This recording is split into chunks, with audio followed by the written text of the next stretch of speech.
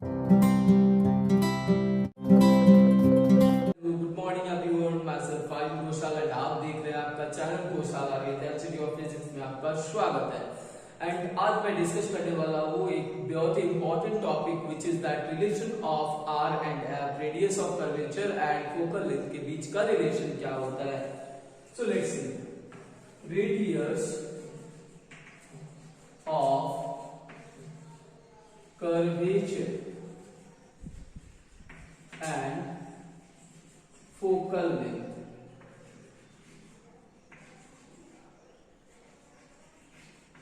इसके बीच का रिलेशन क्या होता है। हम लोग बोल सकते हैं relation of R and f small. तो इन दोनों के बीच क्या रिलेशन है, तो पहले हम लोग जानते हैं आर एंड एफ। सो पहले हम जानते हैं कि आर एंड एफ है क्या। तो इसके लिए दोनों मिरर को हम लोग देखेंगे। एक मिरर होता है कनकेव एंड एक होता है कॉन्वेक्स। तो ये है आपका कॉनकेव मिरर, ये क्या है आपका convex mirror. And convex mirror में आप देख सकते हो ये पी आप इस साइड होता है, सॉरी यहाँ सी होती है, यहाँ पे एफ होती है मिडिल पॉइंट, इसमें भी पी एफ एंड सी। तो इस सी तक की जो डिस्टेंस होती है, पोल से सी तक की डिस्टेंस, उसको आर बोलते हैं या रेडियस ऑफ कर्वेचर बोलते हैं। एंड बी से यानी पोल से एफ तक की जो दूरी होती है उसे स्मॉल एफ यानी फोकल लेंथ कहते हैं। इसमें क्या होता है, इसमें भी सेम पी से एफ तक की लेंथ को फोकल लेंथ एंड पी से सी तक की जो डिस्टेंस होती है पूरी वो होती है आर रेडियस ऑफ कर्वेचर। तो हम लोग इसके बीच के रिलेशन को एक फार्मूला में देखते हैं। Generally we can see in a formula in our science book, which is that r is equal to 2f and f is equal to r by 2। ये तो फार्मूला हम जनरली देख पाते हैं, ठीक है। r is equal to 2f का क्या मतलब होता है, मतलब रेडियस ऑफ कर्वेचर जो होगा, रेडियस ऑफ कर्वेचर ये फोकल लेंथ का दुगुना होगा, डबल होगा, double of the focal length. And small f यानी फोकल लेंथ जो होगी वो क्या होगी, r का हाफ होगा। We can say that half of the radius of curvature will be the focal length. ये दो फार्मूला होती है। तो इसको हम लोग वन बाय वन करके प्रूव करेंगे और दोनों अलग अलग मिरर से प्रूव करेंगे। इस मिरर से भी प्रूव करेंगे, इस मिरर से भी प्रूव करेंगे। सबसे पहले हम लोग प्रूव करेंगे बाय कॉन्वेक्स मिरर से। पहले हम लोग कॉन्वेक्स मिरर से प्रूव करेंगे। और कॉन्वेक्स मिरर से जनरली आपको कहीं पे प्रूफ दिखेगा नहीं, आपको सब बताते हैं कनकेव मिरर से। तो आज मैं आप लोगों को बताने वाला हूँ कन्वेक्स मिरर से भी प्रूफ कैसे करेंगे और साथ ही कनकेव मिरर से कैसे प्रूफ करेंगे वो भी हम इस वीडियो में आपको बताएंगे। और साथ ही हम बताएंगे कि ये कितना ही इंपॉर्टेंट होता है अकॉर्डिंग टू क्लास 10 फिजिक्स जो एग्जाम आते हैं सीबीएसई या जैक के, वो ये पार्ट कितना इंपॉर्टेंट होता है। सारे न्यूमेरिकल क्वेश्चन जो हम देखेंगे उसमें r इक्वल टू 2f का यूज हम लोग देखेंगे। जब भी हमको इमेज डिस्टेंस फाइंड करना होगा, इमेज हाइट फाइंड करना होगा, तब भी हम इसका यूज देखेंगे। So this is the very important topic. Okay, so let's सी कि किस तरह से हम प्रूव कर सकते हैं। तो इसके लिए सबसे पहले हम एक कॉन्वेक्स मिरर लेंगे और कॉन्वेक्स मिरर का नाम दे दिए हमने, सॉरी कॉन्वेक्स मिरर होनी चाहिए, तो कॉन्वेक्स मिरर लेंगे जिसका नाम mn रख दिया। ये वाला पार्ट पेंटेड होता है और ये रिफ्लेक्टिंग सरफेस होती है, रेज यहां से आएगी, ये पार्ट होगा C, ये पार्ट होगा F एंड ये पार्ट होगा P। और आफ्टर दैट ये रेज क्या होगी, इस तरह डाइवर्ट हो जाएगी। सपोज दैट इस पॉइंट को हमने नाम रख दिया B और ये पार्ट क्या है A। तो और इस पार्ट को मान लीजिए आप कि C रख दिया, सॉरी E रख दिया क्योंकि C तो ऑलरेडी हमारे पास है।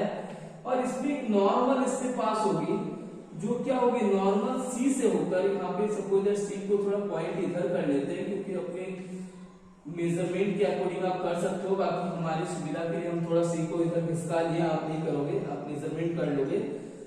एंड ये C होगा, ये F है, तो इससे F में डॉटेड लाइन पास होंगे। ये सब डॉटेड लाइन होते हैं, इधर जो इमेजिनरी लाइन होती है, तो इस तरह से हो, ठीक है। अब हम देख सकते हैं ये वाला एंगल क्या है, इंसिडेंट एंगल। ये रेज आ रही है, ये नॉर्मल है, तो इसके बीच के एंगल को इंसिडेंट एंगल आई कहते हैं। एंड आप देखोगे इसकी टकरा कर इधर चला गया, मतलब रिफ्लेक्ट हो गया। तो नॉर्मल एंड रिफ्लेक्शन के बीच, रिफ्लेक्टेड एंगल के बीच जो रे होता है वो रिफ्लेक्टेड एंगल। एंड आप ये देख सकते हो ये एंगल और ये एंगल इक्वल होगा। क्यों होगा, क्योंकि वर्टिकली ऑपोजिट कुछ इस तरह से है, तो इस तरह से होता है। तो आपने मैथ में पढ़ा होगा vertically opposite angle will be equal. तो क्या हो जाएगा, एंगल यहाँ पे अगर हम ले लेते हैं ये लिए है तो डी ले लेते हैं, D B E, angle D B E will equal of angle F B C, F B C के बराबर होगा। क्यों बराबर होगा भाई? क्योंकि वर्टिकली ऑपोजिट है, वर्टिकली ऑपोजिट है एक दूसरे के, ठीक है। तो और क्या हो सकता है, ये जो आप देखोगे ये पैरेलल रेस है, इसको थोड़ा इमेज करो, मतलब इमेजिंग करो कि आप इधर बढ़ा दे रहे हो, तो यू कैन सी दैट कुछ इस तरह से मिलेगा और इस तरह से मिलेगा, तो आप इसको कुछ इस तरह से रेस डालिए तो आप कॉरस्पॉन्डिंग एंगल जो होगा वो भी बराबर होते हैं। तो मैथ बहुत ही इंपॉर्टेंट होता है साइंस जानने के लिए, क्योंकि ये क्या है, वेपन ऑफ फिजिक्स है। तो आप देख सकते हो कि हर जगह पे आप मैथ का यूज देखोगे। तो यहाँ पे देखो वर्टिकल एंगल, तो ये एंगल जो है मींस ये वाला एंगल आप देख सकते हो, यहाँ पे ये वाला एंगल आई और एंगल ये जो यहाँ पे जो बन रहा है, ये दोनों क्या होगा, बराबर होगा। It means that the angle A B and D will of, ये तो आई हो गया था बराबर दोनों का, और ये क्या होगा, एंगल एफ सी बी बराबर एंगल आर, क्यों होगा, क्रॉसपॉन्डिंग एंगल के कारण, क्रॉसपॉन्डिंग के कारण, ठीक है। क्रॉसपॉन्डिंग के कारण ये दोनों क्या होंगे, बराबर होंगे। अब बात आती है कि ये दोनों तो बराबर हो गया, तो आप देखोगे अगर ये बराबर है इसके और ये भी बराबर है, तो ये तो इसका बराबर है क्योंकि आई आर बराबर है, तो ये अगर आर बराबर है तो आई आर बराबर होगा, मतलब ये वाला एंगल भी बराबर होगा। तो एंगल हम लिख सकते हैं एफ बी सी बराबर एंगल एफ सी बी, क्यों बराबर है, क्योंकि आई और आर बराबर है होता है, angle of incident and angle of reflection बराबर होता है, तो ऐसा होगा। अब जब दो एंगल आपस में बराबर होते हैं तो उसके साइड्स भी बराबर होंगे ना, तो अपोजिट साइड्स बराबर होंगे, मतलब ये दोनों साइड बराबर होगा। इट मींस दैट जो एफ सी होगा वो बराबर होगा किसके, एफ बी के बराबर होगा। एफ सी जो बराबर होगा किसके बराबर होगा, एफ बी के बराबर होगा। ये इक्वेशन 1 मान लेते हैं, suppose that it is the equation 1। And now अब क्या करेंगे, एज्यूम करेंगे कि ये जो बी वाला पॉइंट है वेरी क्लोज टू पी है, बिकॉज एपर्चर जो होती है इतनी बड़ी तो नहीं होती है, एपर्चर क्या होती है, बहुत छोटी होती है, बहुत छोटी होने के कारण रिफ्लेक्टिंग सर्फेस बहुत छोटी होती है। तो बी को क्या करेंगे, वेरी क्लोज टू पी मान लेंगे, तो सपोज दैट कि बी यहाँ से यहाँ आ जाएगा, इस जगह पे आ जाएगा, तो हमें कुछ इस तरह का एक ड्राइंग मिलेगा, एक फिगर मिलेगा, जहाँ पे ये बी होगा, ये पी है और ये सी है, सपोज दैट एफ है, तो एफ पी बराबर very close to F B होगा, बराबर होने मतलब संभव है, तो हम लिख सकते हैं एफ बी बराबर एफ या पी एफ या एफ पी जो भी लिखें वो बराबर होगा एक दूसरे के, ठीक है। ये इक्वेशन 2। अब क्या है, अब इस पे देखते हैं पीसी, टोटल पीसी क्या है, तो पीसी जो टोटल पीसी है ये किसके बराबर है, एफ पी के और एफ सी के, मतलब PC equal to P F plus F C है। एंड पीसी फिर रखने देते हैं, एफ पी के बराबर क्या है भाई, एफ पी के बराबर आप देख सकते हो एफ पी के बराबर एफ बी है, प्लस एफ सी के बराबर क्या है, एफ सी के बराबर भी एफ बी है, तो यहाँ भी एफ बी है लिख दिए, तो हम लिख सकते हैं 2 एफ बी, ठीक है। और पीसी की जगह पे पी एफ है जो हमें चाहिए, तो हम लिख सकते हैं 2 P F equal to P C, ठीक है। अब ये पीसी है क्या, ये पीसी पूरी डिस्टेंस क्या है, पूरी डिस्टेंस आर कहलाती है, और एफ पी क्या है, फोकल लेंथ स्मॉल है, तो यहाँ पे क्या हो जाएगा, R is equal to 2f and r is equal to 2f, या फिर ये तो एक हो गया प्रूफ, एंड दूसरा हम इसी पे लिख सकते हैं, f को बाहर निकाल देंगे तो r/2 हो जाएगा, तो प्रूफ हो गया। तो ये था कन्वेक्स मिरर्स का proof. Now we will discuss about the proof of this formula by the concave mirror. अब कनकेव मिरर से देखते हैं, अवतल दर्पण से देखेंगे, तो कनकेव मिरर से किस तरह प्रूफ कर सकते हैं हम, तो एक कनकेव मिरर लेंगे, इधर पॉलिश होगा भाई, एंड क्या हो जाएगा, तो ये सी हो जाएगी, ये पॉइंट एफ कहलाता है एंड ये पॉइंट ई कहलाता है। Then you can see that all the rays, whenever all the rays will falls, after that क्या होता है, ये कुछ इस तरह से रिफ्लेक्ट होती जाती है, तो ये इंसिडेंट रे है, ये कौन सी रे है, रिफ्लेक्टेड रे है, तो इसके बीच एक नॉर्मल भी जरूर होगी, तो नॉर्मल चीज से पास होती है, तो कुछ इस तरह से पास होगी। अब इसका नाम दे दिया हमने क्या, ए, इसका नाम दे दिया बी, और इस पॉइंट का तो ऑलरेडी नाम दिया हुआ है। तो आप देख सकते हो यहाँ पे ये वाला जो एंगल होगा, ये एंगल और ये एंगल एक दूसरे के बराबर होगा, y विल बी इक्वल, क्योंकि ये एंगल ऑफ इंसिडेंट और एंगल ऑफ रिफ्लेक्शन बराबर होता है, ये I हो जाएगा एंगल ऑफ इंसिडेंट और ये R हो जाएगा।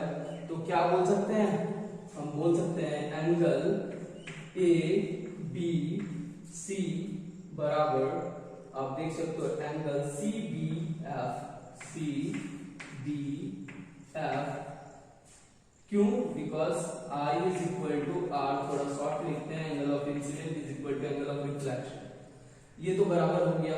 अब दूसरा आप देखो कि इस तरह से जेड, तो ये क्या होगा, वर्टिकली ऑपोजिट एंगल जो होता है एक दूसरे का बराबर होगा, तो ये भी बराबर होगा, इट मींस ये और ये जो होगा, ये जेड बना रहा है आपस में, आप देख सकते हो जेड जैसा बना रहा है, तो ये दोनों भी बराबर होगा, ये आप मैथ के थ्योरम में पढ़े ही होगी बहुत अच्छे से, तो ये दोनों एंगल बराबर होगा। It means A B C बराबर होगा किसके, बी सी एफ के, और ए बी सी था क्या एक्चुअली आई, तो बराबर हम बोल सकते हैं आई होगा। तो ये एंगल अगर आई हो गया और ये एंगल आर है, तो ये दोनों भी बराबर होगा, देन हम बोल सकते हैं shortly I is equal to R, और हम एंगल का नाम भी लिख सकते हैं। अब यू कैन सी दैट, आप देख सकते हो, now you can see that both two angle will be equal, then side opposite side will be also equal, तो इसमें क्या होगा, अगर दो एंगल समान हो जाते हैं तो उसके ऑपोजिट साइड भी क्या होंगे, बराबर होंगे, than equal angle opposite side will also equal, ठीक है, इक्वल होगा, बराबर होगा, तो बराबर होगा तो किस तरह से ये बराबर होगा, देन ये क्या होगा, सी एफ बराबर हो जाएगा एफ बी के, ठीक है, ये दोनों बराबर हो जाएगा, इक्वेशन 1, ठीक है। And now if b will be very close to p, अगर सेम उसमें भी जैसे लिए थे इसमें भी b अगर वेरी क्लोज टू p होगा, b क्या होगा, p के क्लोज आएगा, तो क्या हो जाएगा, ये p के बराबर लगभग इस जगह पे मान लो b आ गया, क्यों होगा भाई, टेम्परेचर छोटा होता है उस कॉन्सेप्ट के अकॉर्डिंग, तो ये इस तरह आ जाएगा, तो ये और ये बराबर होगा, लगभग अप्रॉक्स बराबर होगा, तो हम लिख सकते हैं कि जो बराबर क्या हो जाएगा आपका एफ पी बराबर एफ पी, ये दोनों बराबर होगा इक्वेशन 2, ठीक है, because b is very close to p, तो ये हम लोग एज्यूम करते हैं, ठीक है, एज्यूम कर लेते हैं। सो यहाँ पे हम लोग जब एज्यूम कर लिया तो ये दोनों बराबर हो गए। अब हम लोग इस लाइन पे आ जाते हैं, ये CP क्या है, फिर में रेडियस ऑफ कर्वेचर है और f तक की डिस्टेंस स्मॉल f यानी फोकल लेंथ है। तो पूरा CP आप देख सकते हो दो भाग में बटा हुआ है, CF और FP भी। तो CP बराबर CF प्लस FP लिख सकते हैं। अब जब ऐसा लिख सकते हैं तो CP हमारा क्या है, पूरा CP R बराबर है R बराबर CF स्मॉल f है प्लस ये जो है C और F जो है, सॉरी यहाँ पे इसको चेंज नहीं करते हैं, R लिख के छोड़ देते हैं। अभी देखो आपका CF बराबर वहां पे देखो FB लिखा हुआ है, तो FB हमने लिखा और यहाँ पे FB के जगह पे भी FB है, तो यहाँ भी FB लिख दो। चलो थोड़ा सुविधा कर लेते हैं, उसके बाद देखेंगे R is equal to 2FB या R इज इक्वल टू हम लोग लिख सकते हैं 2FB के जगह पे 2FP लिख सकते हैं। और ये एफ पी एक्चुअली में क्या था, एफ से पी की दूरी क्या था, फोकल लेंथ स्मॉल एफ। तो यहाँ पे हम लिख सकते हैं R is equal to F. So proof हो गया। एंड इसी को थोड़ा चेंज कर दो, F equal to R by two, then it is. So this is the relation of R and F, radius of curvature and focal length. So thank you to watching this video and CBSE और JAC के new education rule के according free and बेहतर education पाने के लिए हमारे channel पे बने रहिए। चैनल पे आपको मिलता है 8 to 12 किसी भी क्लास के नोट्स बिल्कुल ही फ्री।